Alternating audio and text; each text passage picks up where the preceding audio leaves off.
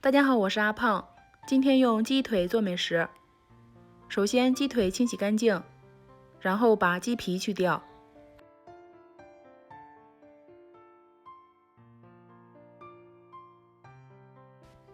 再把鸡肉片下来，把骨头剔掉，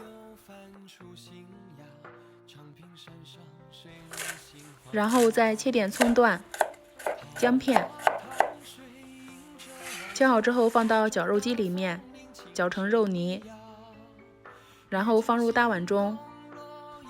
接下来开始调味，加入盐、白胡椒粉、十三香、料酒、老抽、蚝油、食用油，顺着一个方向搅拌上劲。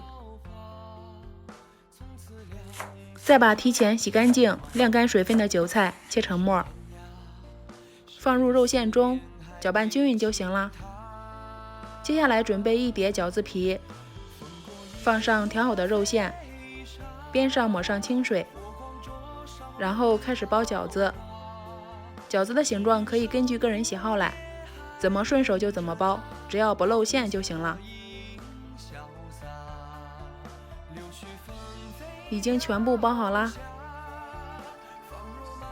平底锅多刷一点油，开最小火，依次摆入饺子，中间的饺子要最后放，因为这边的火力最大。盖上盖子，先焖6分钟。接下来清水里面加入1小勺面粉，搅拌均匀。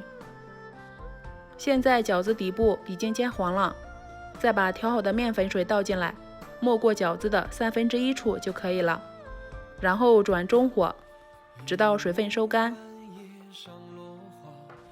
水分快收干时，撒入黑芝麻和葱花，找一个大点的盘子，把它倒扣出来。